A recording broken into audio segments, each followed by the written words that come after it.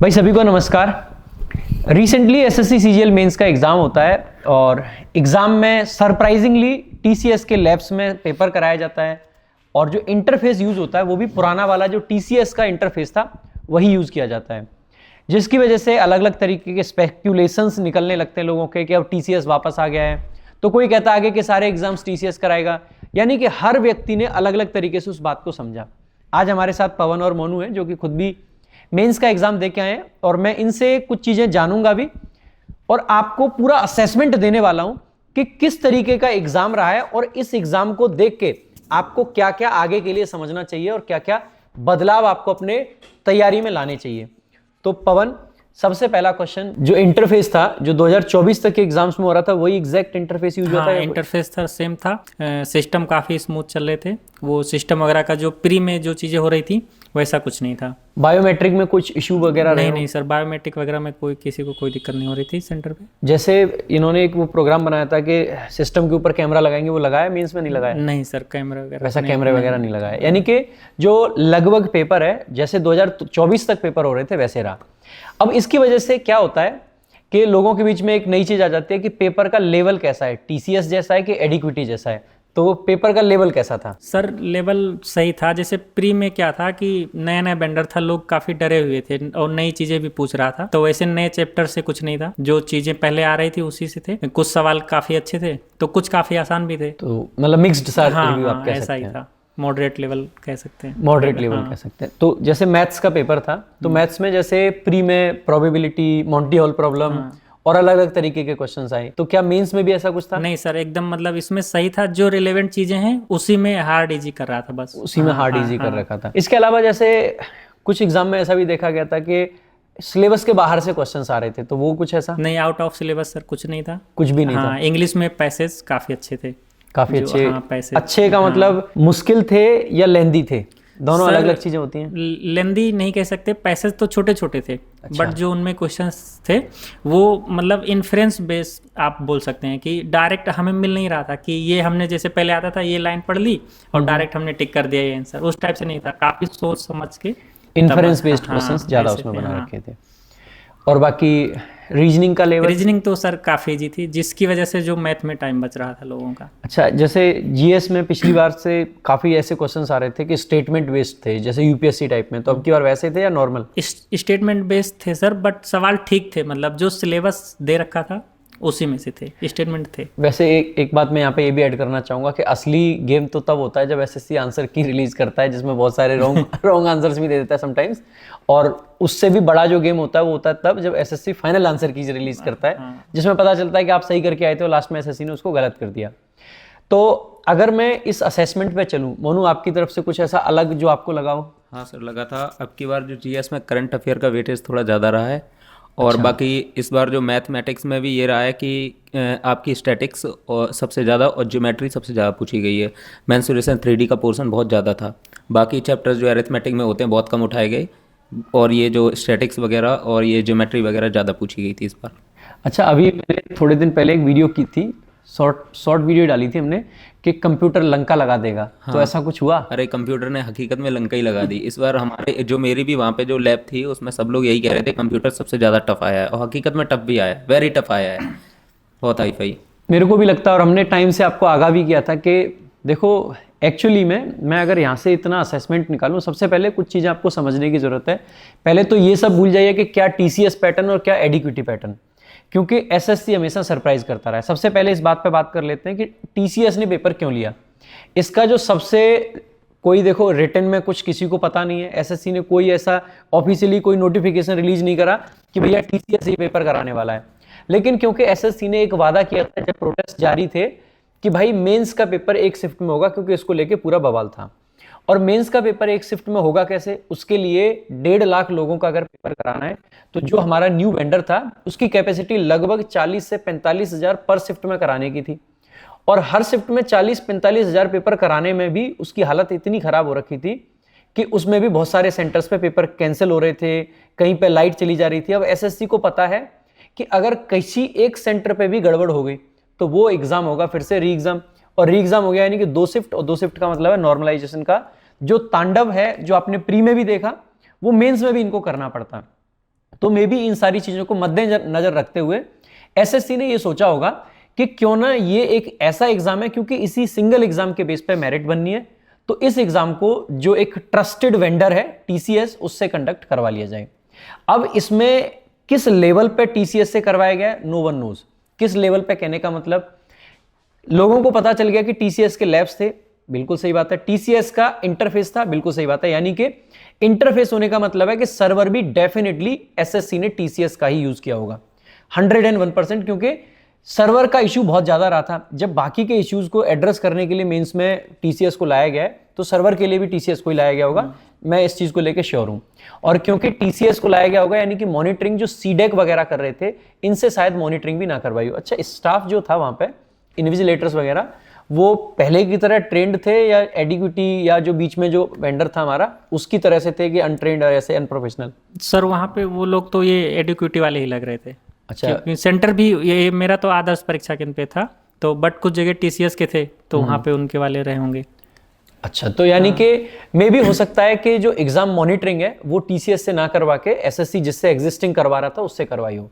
किसी को नहीं पता, एक सिंगल पर्सन को भी, कि एग्जैक्टली हुआ क्या है और क्या नहीं। लेकिन इससे एक चीज और समझ में आएगी। अब बात आती है कि क्वेश्चन पेपर की, क्योंकि अल्टीमेटली आपको तैयारी क्वेश्चन पेपर के हिसाब से करनी है। एक चीज क्वेश्चन पेपर पे जाने से पहले ऐड करना चाहूंगा कि इससे एक चीज समझ आती है कि एसएससी कहीं ना कहीं मन में कम से कम थोड़ी सी इंटेग्रिटी बचाए हुए है और ये चाहता है कि पेपर अच्छे से हो। क्योंकि अगर कसम खा रखी होती कि सारा सत्यानाश करना है, तो सत्यानाश तो जिस वेंडर से कराया जा रहा था उससे भी कराया जा सकता था। अगर इतना बड़ा एक स्टेप लिया गया है कि जो हमारा इम्पैनल्ड जो वेंडर है उससे हटके एक ऐसे वेंडर से पेपर कराया जा रहा है क्योंकि इंपॉर्टेंट है, तो मे बी अंदर से तो चाहते ही हैं कि अच्छा पेपर हो। तो हो सकता है कि 26 तक सारी चीजें सॉर्टेड हो और अगर मेहनत करी जाए तो सिलेक्शन आराम से लिया जा सकता है। अब बात कर लेते हैं कि पेपर का लेवल क्या है। देखो, सबसे पहले तो मैं ये कहूंगा कि जब एसएससी ने नोटिफिकेशन निकाला था नए वेंडर का, जो टेंडर डॉक्यूमेंट निकलता है, तो उसके हिसाब से बड़ा क्लियर था कि एसएससी किसी सिंगल पर्सन से सारे काम नहीं कराएगी। यानी कि एक वेंडर को दो काम नहीं दिए जाएंगे। जैसे 3-4 काम है, एक मॉनिटरिंग करने का हो गया, एक पेपर जो वेंडर कंडक्ट कराता है जिसके लैब्स वगैरह होते हैं वो हो गया, एक क्वेश्चन पेपर बनाने का हो गया, और एक जिसका सर्वर सॉफ्टवेयर वगैरह होता है। ये तो 4 काम लगभग इन्होंने डिसाइड करे। इन्होंने कहा कि कोई भी 2 काम एक व्यक्ति नहीं करेगा, यानी कि चारों अलग अलग। यानी कि जो लैब्स थे वो एडिक्विटी के थे, तो सबसे पहले तो मैं खुद भी बोलता हूँ एडिक्विटी पैटर्न नहीं होता है। ये जो कंटेंट ऑथरिंग एजेंसी है ये अलग है। और एसएससी ने जो बताया था डायरेक्टर साहब ने, मेरी खुद उनसे मुलाकात हुई थी तब, तो उनका कहना था कि हमने एक सिंगल एजेंसी को अब की बार टेंडर नहीं दिया है। जो टेंडर गया है वो मल्टीपल एजेंसीज को गया है। लगभग 3 से 4 एजेंसीज हैं जो आपके क्वेश्चंस बनाती हैं, और क्वेश्चंस 3 से 4 एजेंसीज बनाती हैं। उनको जो मेजर डायरेक्शन मिलता है वो मिलता है कि ये एमटीएस है, यानी कि 10th लेवल का पेपर है, इसके क्वेश्चंस का लेवल 10th के टाइप का होना चाहिए। ये सीएचएसएल यानी कि 12th लेवल का है, इसका लेवल 12th जैसा होना चाहिए। ये सीजीएल है यानी कि ग्रेजुएशन लेवल है, तो इसका पेपर का लेवल ग्रेजुएशन जैसा होना चाहिए। तो इन्हीं तरीके से, इसके अलावा चारों वेंडर से उन्होंने ले रहे, एक से, दूसरे से, तीसरे से, चौथे से। किसी भी वेंडर को नहीं बताया जाता है कि आपका जो पेपर है वो, मतलब जो आपके क्वेश्चंस है वो कौन से एग्जाम के लिए यूज करे जाएंगे, जिससे कि जो पेपर की सीक्रेसी है, अगर उनके शब्दों में कहें तो पेपर की जो वर्जिनिटी है वो बनी रहे। तो ये बात कही गई थी, तो अब की बार भी वैसा ही रहा होगा। तो जो फ्लक्चुएशन आने का सेंस है ना, वो इसलिए भी है। आपने देखा स्टेनो काफी इजी क्वेश्चंस थे, छोटे छोटे सेंटेंसेस थे, लेकिन वहीं पे सीजीएल में बड़े बड़े सेंटेंसेस आ गए। ये इसीलिए कहीं ना कहीं हो रहा है कि कोई वेंडर तो हो सकता है, एक एजेंसी है जो कि एआई जनरेटेड सारे के सारे क्वेश्चंस दे रही है, एक एजेंसी है जो टीचर के नोट्स उठाती है, उस नोट्स पे बेस्ड जो सेंटेंस टीचर क्लास में कराते हैं, जैसे कि स्टेनो के पेपर में हुआ था, एग्जैक्टली जितने एरर डिटेक्शन के क्वेश्चन थे ना, उसमें से 80% तो डिट्टो एक शब्द बिना चेंज करे मेरे नोट्स में मिल जाएंगे आपको। यानी कि उन्होंने क्या किया कि टीचर्स के नोट्स लिए और नोट्स के हिसाब से चीजें करा दी, और जो बाकी के 20% है ना वो भी नोट्स में ही है, लेकिन उनमें शब्दों को चेंज कर दिया, नामों को चेंज कर दिया है, काफी सारे में नाम चेंज ही नहीं है। यानी कि एक दूसरा वेंडर हो सकता है इस तरीके से पेपर बना रहा है कि टीचर्स के नोट्स की मदद से क्वेश्चंस को क्रिएट कर रहा है, कोई एआई की मदद से कर रहा है। यानी कि हम कह नहीं सकते किस तरीके का पेपर आएगा। 4 लोग अगर अलग अलग तरीके के पेपर बनाएंगे तो इस एग्जाम में हो सकता है आपको एकदम से चीजें टफ मिल जाए, अगले में हो सकता है एकदम से चीजें आसान मिल जाए, उसके अगले में हो सकता है मॉडरेट लेवल की मिल जाए। ये भूल जाइए कि टीसीएस ने ये पेपर करा दिया है तो आगे के सारे एग्जाम्स ईजी आएंगे। ये भी समझ के मत चलिए कि सारे के सारे एग्जाम्स इतने लंबे सेंटेंस के आएंगे। एक एग्जाम को देख के अगले एग्जाम के लिए प्रिपेयर्ड रहना शायद मुझे लगता है कि आउट ऑफ फैशन हो जाना चाहिए। अब हमें 25 में आपने प्री में देखा, एक ना मेंस जो आप लोग आसान कह रहे हो ना, मुझे ये भी लगता है कि मेंस उतना आसान नहीं है, लेकिन क्योंकि अभी तो आंसर की नहीं आई है, मैंने पेपर नहीं दिया है, लेकिन जो मेरी मतलब जो मुझे लगता है कि क्या रहा होगा, जब हम प्री का पेपर देने गए थे तो पिछले साल के पेपर की प्रैक्टिस करके गए थे आप लोग, ठीक है, और पिछले साल की प्रैक्टिस आपने करी और पहले तो आसान क्वेश्चंस थे, तो एकदम से जब मुश्किल क्वेश्चंस आए ना तो चारों तरफ हाय तौबा मच गई। इवन 10 क्वेश्चंस अगर मुश्किल आ जाए तो लोग पैनिक करने लगते हैं और उस पैनिक की वजह से पेपर बहुत डिफिकल्ट लगने लगता है। वोकैबुलरी अब की बार बहुत नॉर्मली थी, लेकिन फिर भी लोग एडिक्विटी पैटर्न वोकैबुलरी और सारी चीजें चली रही हैं।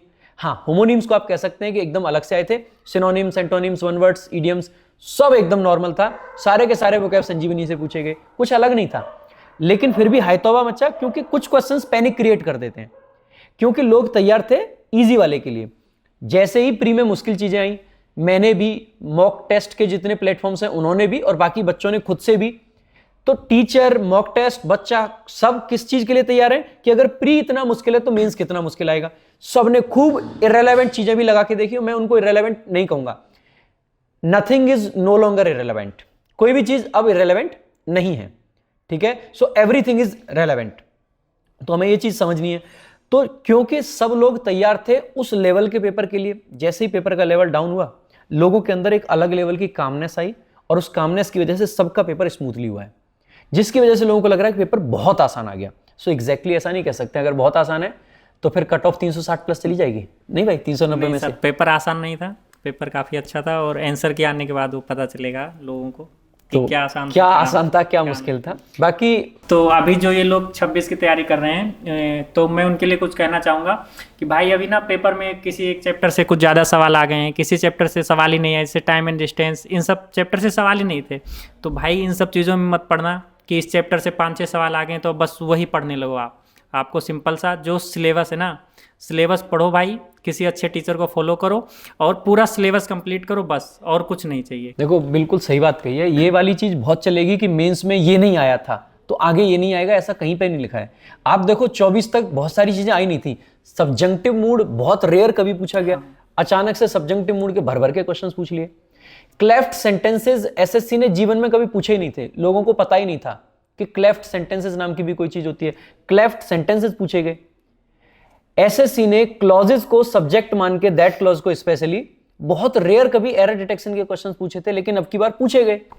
तो अगर ये नई चीजें 25 में पूछी जा सकती हैं, और मैंने ये बात हमेशा मेंशन करी है, this is not the first time कि मैं ये बातें आपसे कर रहा हूं, मैंने हमेशा आपसे कहा है कि जब हम एक्सेसिवली प्रीवियस ईयर पे या लेटेस्ट पैटर्न पे रिलायंट होते हैं तो एक चीज भूल जाते हैं कि ये चीज पता है, जैसे हमने कहा ना कि 24 की चीजें हमें करनी है 25 के लिए, इसका मतलब है कि जिसने 24 का एग्जाम दिया उसने 23 की होंगी, तो या तो 23 में भी वही है जो 24 में है, और या फिर वो धोखा खा चुका होगा कि 23 की करके गया, 24 में नया आ गया।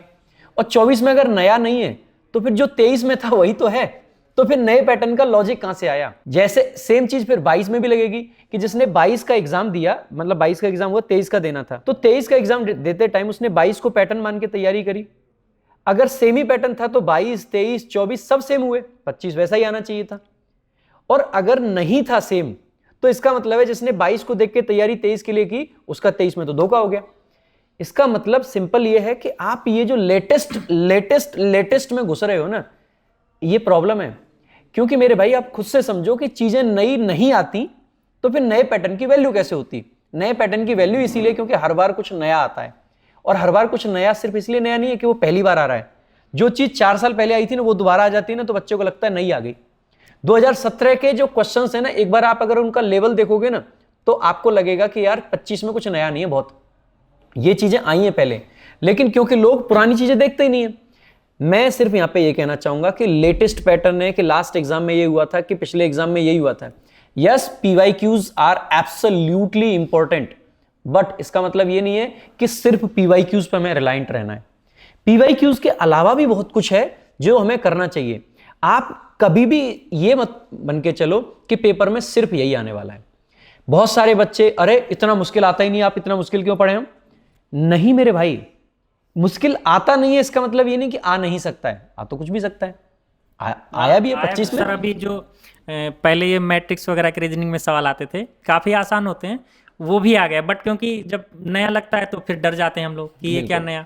पहले सर्कल के कटिंग वगैरह वाले सवाल आए थे, तो वो इस बार आया था एक सर्कल का कटिंग का सवाल, अब वही हार्ड लग रहा है थोड़ा। तो वो इसीलिए लग रहा है ना क्योंकि लोग एक्सेसिवली रिलायंट हैं इस चीज पे कि नहीं नहीं बस नया पैटर्न नया पैटर्न नया।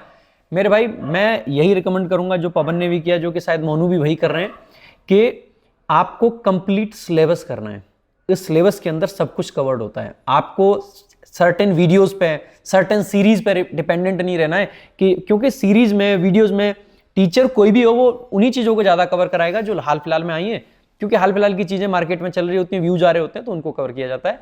मैं आपको स्ट्रांगली ये रिकमेंड करूंगा कि अपनी तैयारी को ना सिर्फ एक मेंस के हिसाब से पूरा इधर ले जाएं, ना सिर्फ प्री को देख के इधर ले जाएं, ना सिर्फ पिछले एग्जाम को लेके ऊपर ही चले जाएं। आपको दाएं की भी तैयारी करनी है, आपको बाएं की भी तैयारी करनी है, आपको पीछे की भी तैयारी करनी है और आपको आगे की भी तैयारी करनी है। तब जाके एक होलिस्टिक कवरेज आपको चीजों की मिलेगी, और जब होलिस्टिक कवरेज आपको मिलेगी तब जाके कहीं सिलेक्शन में मामला फिट बैठ पाएगा। नहीं तो फिर जिस तरीके की तैयारी करके गए, बाई चांस उस तरीके का पेपर आ गया तो आप हीरो, और नहीं तो फिर आप जीरो। तो हीरो बनना है तो सब तरीके से कंप्लीट तैयारी करो। बाकी अगर आपको लगा हो कि वीडियो में हमने लॉजिकल और फ्रूटफुल बातें करी हैं तो वीडियो को शेयर कीजिएगा, चैनल को सब्सक्राइब कीजिएगा। Thank you so much, thank you Pawan, thank you Monu, जो आपने इतने सारे इंसाइट्स शेयर करे। जय हिंद, जय भारत।